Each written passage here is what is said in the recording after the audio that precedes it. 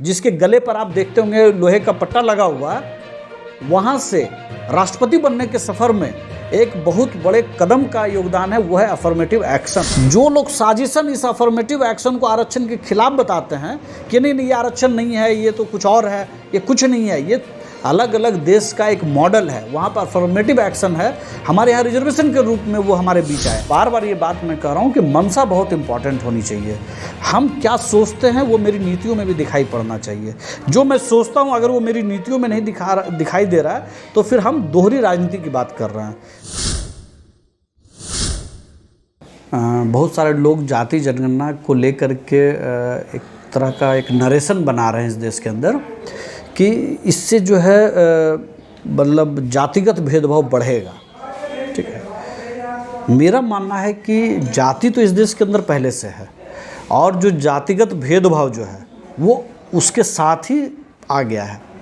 89 के बाद से मंडल कमीशन लागू होने के बाद, और मैं एक व्यक्ति का नाम और न लूँ तो शायद ये अपराध होगा, इस देश के अंदर राजपूत समाज से आने वाले महाराजा वीपी सिंह ने अगर प्रधानमंत्री रहते हुए मंडल कमीशन लागू किया तो एक दूसरे महाराज परिवार से आने वाले अर्जुन सिंह ने केंद्रीय मानव संसाधन मंत्री रहते हुए जो उन्होंने काम किया, मैं समझता हूँ कि ये दो व्यक्ति इस देश के अंदर बहुत इम्पॉर्टेंट हैं। जातिगत भेदभाव जो 89 से पहले था वो आज आप फील करेंगे कि वो नहीं है। आज बहुत आराम से आपके यहाँ अपर कास्ट का व्यक्ति भी पानी पीता है और आपके यहाँ दलित वर्ग का व्यक्ति भी पानी पीता है। वो अनटचेबिलिटी वाली जो स्थिति थी वो घटा है। इसको हम और आप बहुत सामान्य तरीके से भी महसूस कर सकते हैं। आज मंचों पर अगर भूमियार समाज का, ब्राह्मण समाज का या राजपूत समाज का व्यक्ति बैठ रहा है तो उसके बगल में कोई प्रजापति या कोई लोहार या कोई अनुसूचित जाति से आने वाला व्यक्ति भी आराम से सहज भाव में बैठता है। क्या इसकी कल्पना आप निवासी से पहले कर सकते थे? क्या इस देश के, इस राज्य के मुख्यमंत्री रहे कर्पूरी ठाकुर को जो अपमान सहना पड़ा एक मुख्यमंत्री के तौर पर, क्या किसी अपर कास्ट से आने वाले किसी मुख्यमंत्री को क्या वो भेदभाव सहना पड़ा? तो जो कर्पूरी बाबू को जो भेदभाव सहना पड़ा मुख्यमंत्री होने के बावजूद, क्या वो भेदभाव लालू जी को और क्या नीतीश जी को या किसी राज्य के पिछड़े वर्ग से आने वाले नेता को वो भेदभाव आज झेलना पड़ता है? नहीं झेलना पड़ता है।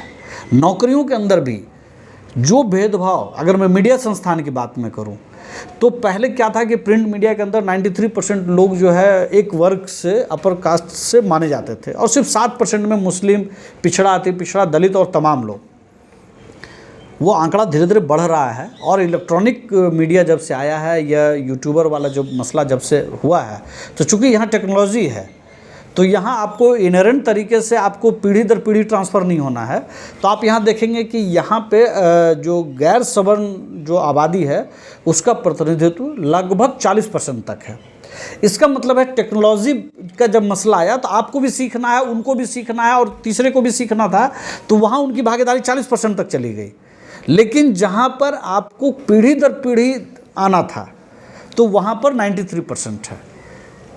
जैसे कॉलेजियम सिस्टम की बात हम इससे जोड़ते हैं, आपके सवाल पर हम अलग अलग हिस्से में हम बात कर रहे हैं। कॉलेजियम सिस्टम में एक जजों की कमेटी होती है, वो रिकमेंड करते हैं। आज की तारीख में 300-400 परिवार ऐसा है जिसके पिताजी, चाचा, दादा, दादी, नाना या कोई न कोई परिवार का पूर्व का सदस्य हाई कोर्ट में, सुप्रीम कोर्ट में या तो जज रहा है या सीनियर वकील रहा है। आज सवर्ण समाज से आने वाला भी एक गरीब व्यक्ति अगर वो चाहे कि वो हाई कोर्ट में जज बन जाए या सुप्रीम कोर्ट में जज बन जाए, चाहे उसके अंदर कितनी भी क्वालिटी हो, वो नहीं बन सकता है क्योंकि कॉलेजियम सिस्टम उसको भी वहाँ पर रोकता है। तो जातिगत जनगणना से बहुत सारी चीज़ों को लोग बोलते हैं कि इससे भेदभाव बढ़ेगा, जातीयता बढ़ेगी, समाज के अंदर क्लैश बढ़ेगा। मेरा मानना है कि 89 के बाद अलग अलग स्तर पर जो भी पॉलिसी में इन चीज़ों को इंक्लूड किया गया है उससे समाज के अंदर जो है भेदभाव न सिर्फ घटा है बल्कि स्वीकार्यता उनकी बढ़ी है। और आज बहुत बड़ी बड़ी कंपनियों के मालिक दलित वर्ग से आते हैं, ओबीसी वर्ग से आते हैं, क्योंकि उनको 89 के बाद मौके मिले हैं। 2004 के बाद शिक्षा क्षेत्र में जब उनको आईआईएम में जाने का मौका मिला, मेडिकल इंस्टीट्यूशंस में जाने का मौका मिला या आईआईटी में जाने का मौका मिला, संभव है कि चूँकि उनकी बहुत बड़ी आबादी, अगर मैं डेटा की मैं बात करूं तो आज 54% 55% जो बच्चे पढ़ रहे हैं सरकारी स्कूलों में वो ओबीसी वर्ग से आता है। मतलब उसके अंदर आर्थिक स्थिति अभी भी ऐसी नहीं है कि वो एक अच्छी शिक्षा वो प्राप्त कर सके। हमारे पूरे सिस्टम में आपको जातिगत जनगणना ना भी कराएं तो सैंपल सर्वे आप सिर्फ कर लीजिए तो आपको प्रतिनिधित्व दिखाई दे देगा कि किस वर्ग का बच्चा बेहतरीन प्राइवेट स्कूल में जा रहा है, कौन कमज़ोर दर्जे का सरकारी स्कूल में जा रहा है, और उसका असर लंबे समय तक जो एक ह्यूमन रिसोर्सेज है उसकी क्वालिटी पर फर्क पड़ता है। नहीं, आरक्षण तो उनका अधिकार है। हम समझते हैं कि उनको अभी तक जो अधिकार मिलना चाहिए था उसको रोका गया है, और ये जातिगत जनगणना से एग्जैक्ट डाटा आ पाएगा, उसको प्रोसेस किया जाएगा, और इसको जो वर्ग समझते हैं कि हमारे खिलाफ है उनको अब उसके खिलाफ नहीं मानना चाहिए, बल्कि मेरा मानना है कि अगर मैं एक बिजनेसमैन हूँ, मैं अपर कास्ट से आता हूँ और मेरा जिस इलाके में दुकान है, अगर उसका बहुत बड़ा जो ग्राहक वर्ग है वो ओबीसी दलित है, अगर उसके अंदर समृद्धि आएगी तो हमारा कस्टमर वो बनेगा। ठीक है, कुछ भी देखिए, इस देश के अंदर ही नहीं पूरी दुनिया के अंदर एक चेन सिस्टम है। अमेरिका के अंदर बहुत सारे लोग, मेरे मित्र या बहुत सारे आपके मित्र भी होंगे या लिखने पढ़ने वाले भी बोलते हैं कि अरे अमेरिका में तो काले और गोरे हैं, वहाँ पे कोई आरक्षण नहीं है। वहाँ आरक्षण रिजर्वेशन शब्द भले न लिखा गया हो, लेकिन उस देश की तरक्की में निग्रो से, जिसके गले पर आप देखते होंगे लोहे का पट्टा लगा हुआ, वहाँ से राष्ट्रपति बनने के सफ़र में एक बहुत बड़े कदम का योगदान है, वो है अफर्मेटिव एक्शन। अगर आप एक मीडिया हाउस भी खोल रहे हैं, अगर आप सेना में जा रहे हैं, अगर आप कोई कारपोरेट कंपनी भी खोल रहे हैं, तो आपको अश्वेत लोगों के एक हिस्सा को वहाँ प्रतिनिधित्व देना पड़ेगा। वहाँ पे अश्वेत लोग के खिलाफ अलग अलग समय में आप देखे होंगे, पिछले दिनों एक सिपाही जो है एक अश्वेत व्यक्ति को जो है वो गला दबा करके पैर से वो मार दिया, तो उसमें सिर्फ अश्वेत नहीं लड़ रहे थे, उसमें श्वेत वर्ग से आने वाले लोग भी उस लड़ाई को कंधे से कंधे मिला करके लड़ रहे थे, क्योंकि उन्होंने एक प्रोसेस में समझा है कि अगर अमेरिका सुपर पावर है इस दुनिया का, तो अश्वेत को अगर हम छोड़ करके आगे चलेंगे तो वो एक बैगेज की तरह हमारे माथे पे लटका रहेगा या रखा रहेगा, और हम कभी भी उस गति से आगे नहीं बढ़ पाएंगे। इसलिए वहाँ पे बहुत मजबूती से अफर्मेटिव एक्शन को हर जगह पर बहुत बारीकी से लागू किया जाता है। जो लोग साजिशन इस अफर्मेटिव एक्शन को आरक्षण के खिलाफ बताते हैं कि नहीं ये आरक्षण नहीं है, ये तो कुछ और है, ये कुछ नहीं है, ये अलग अलग देश का एक मॉडल है, वहाँ पर अफर्मेटिव एक्शन है, हमारे यहाँ रिजर्वेशन के रूप में वो हमारे बीच आया। मैं ये आप बहुत क्लियरली समझिए कि मैंने पहले भी बातचीत में आपसे कहा है, या निजी बातचीत में भी मैंने आपसे कहा है, या मैं लोगों से भी कहूँगा कि अगर इस देश को होलिस्टिक तरीके से आगे बढ़ना है तो समाज के हर वर्ग को सामाजिक, राजनीतिक और आर्थिक तौर पर समानता के स्तर पर लाना पड़ेगा। अगर उसका राजनीतिक भागीदारी नहीं है, अगर उसके समाज के अंदर बोलने की हैसियत नहीं है, तो निश्चित तौर पर उसकी आर्थिक स्थिति भी खराब होगी। इसको आप ये नहीं समझना चाहिए कि इससे कुछ पिंडोरा बॉक्स टाइप का कुछ खुल जाएगा अचानक से, कि बहुत सारी चीज़ें बदल जाएंगी। मैंने कहा एक बात, मैंने पूर्व की बातचीत में मैंने कहा मनसा, तो अगर सरकार की मनसा होगी तो कोई भी जाति जनगणना हो या कोई भी नॉर्मल जो जनगणना भी होता है, उसके एक डेटा कलेक्शन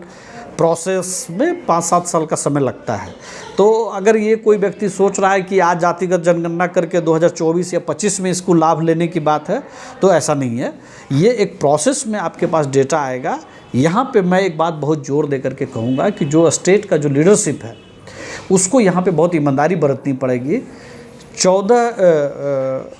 अलग अलग समाज के लोग अलग अलग दावा करते हैं। जो डेटा कलेक्ट करेंगे, जो डेटा प्रोसेस करेंगे, उनके ऊपर बहुत कड़ी निगरानी रखने की ज़रूरत होगी, और जो डेटा आए वो मैक्सिमम एक्यूरेसी लेवल अचीव करे,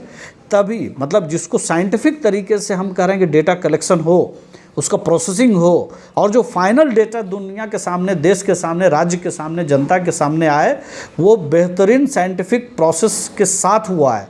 तो निश्चित तौर पर उसके बाद जो हम पॉलिसी बनाएंगे, किसी की भी सरकार रहेगी, उस पर यह दबाव रहेगा कि जो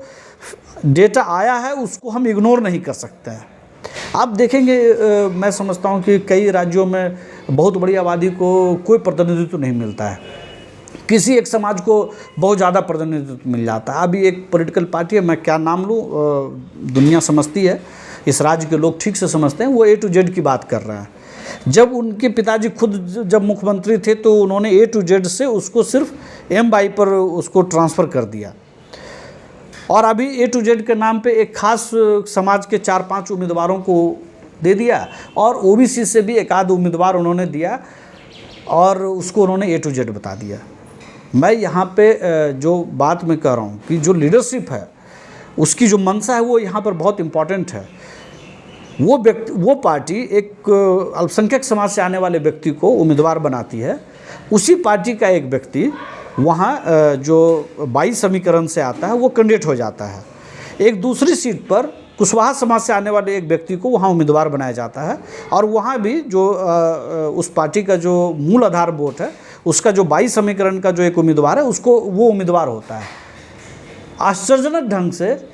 दोनों उम्मीदवार हार जाता है, जो M से आया है और जो कुशवाहा समाज से आया है। तो ये बात समझना पड़ेगा कि हम A to Z की बात करके सिर्फ हम एक खास वर्ग को लाभ देना चाहेंगे तो कोई भी डेटा हमारे सामने होगा हम उसको नहीं दे सकते हैं। तो देखिए, फिर मैं यहाँ पर मैं आदरणीय मुख्यमंत्री श्री नीतीश कुमार जी का मैं बात मैं कहूँगा कि इस देश के अंदर जब वर्ण व्यवस्था रही है और अलग अलग समय में मुस्लिम समाज के अलग अलग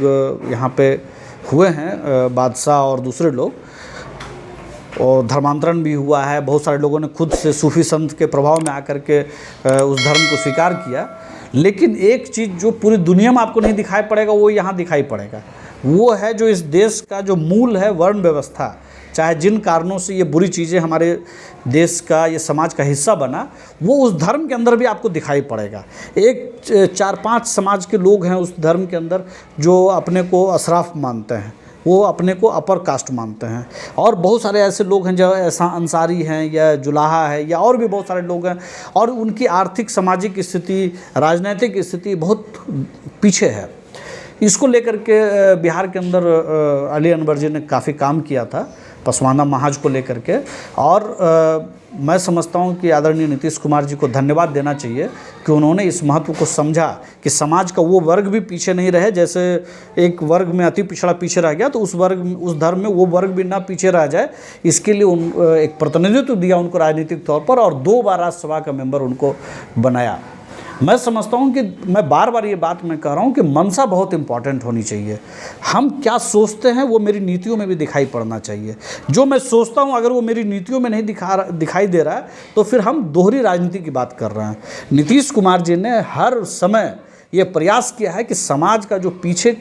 जो हिस्सा रह गया उसको हम कैसे मुख्य धारा में ला सकें, और एक प्रतिनिधित्व दिया उन्होंने। और हम समझते हैं कि पसमानदा महाज को लेकर के बहुत सारा काम भी उन्होंने किया है। बहुत सारे लोग आज की तारीख में नौकरियों में भी लोग जा रहे हैं, उस वर्ग के लोग पंचायतों में भी जा रहे हैं, नगर परिषद वाले में भी उनका प्रतिनिधित्व अलग अलग समय पे दिख रहा है। तो निश्चित तौर पर मेरा मानना है कि जातीय जनगणना जब 1 तारीख को जब सर्वदलीय बैठक हो तो उसमें ये सवाल प्रमुखता से होनी चाहिए कि न सिर्फ हिंदू समाज के अंदर बल्कि दूसरे धर्मों के अंदर भी जो सामाजिक भेदभाव हैं, जातिगत भेदभाव हैं, उसके डेटा को भी साइंटिफिक तरीके से सामने लाया जाए ताकि उसकी भी सामाजिक, आर्थिक, राजनीतिक तरक्की पर काम और पॉलिसी बनाई जा सके। जातिगत जनगणना को जो नरेशन है पहले तो उसको हम समझते हैं कि बदलने की ज़रूरत है। ये किसी के खिलाफ़ नहीं है, ये समाज के सभी वर्गों के लिए हितकर होगा। और मैंने पहले भी अभी बातचीत में मैंने कहा कि अगर आप एक समाज की भागीदारी बढ़ा देते हैं और बाकी समाज को जब आप पीछे छोड़ देंगे तो निश्चित तौर पर देश की तरक्की जो है वो कम होगा। अभी पर कैपिटा इनकम इस देश का तमाम, चाहे हम जितना भी दावा करें, किसी भी विकसित देश की तुलना में हम लोग दशमलव में भी नहीं है। क्यों है? मैंने अभी अमेरिका का उदाहरण आपको दिया। ये समझाना पड़ेगा लोगों को कि जातिगत जनगणना के बाद जो डेटा हमारे पास आएगा और उसके आधार पर जो हम साइंटिफिक तरीके से जो पॉलिसी हम बनाएंगे, उसका जो इम्पैक्ट होगा वो आपको एक नेक्स्ट लेवल पर, आपके स्टेट को, ज़िला को और राज्य को या देश को एक नेक्स्ट लेवल पर ले जाने में वो मददगार होगा। आप चीज़ों को सकारात्मक तरीके से ले जाने की ज़रूरत होगी और इसको एक वर्ग के खिलाफ, मीडिया का एक वर्ग या एक राजनीतिक जो चेहरे हैं चर्चित, वो इसको एक वर्ग के खिलाफ बताने की जो साजिश रचते हैं, उनको भी ये एड्रेस करना पड़ेगा कि ये होलिस्टिक डेवलपमेंट के लिए बहुत ही इम्पॉर्टेंट है और सबको इस पर बात करनी चाहिए।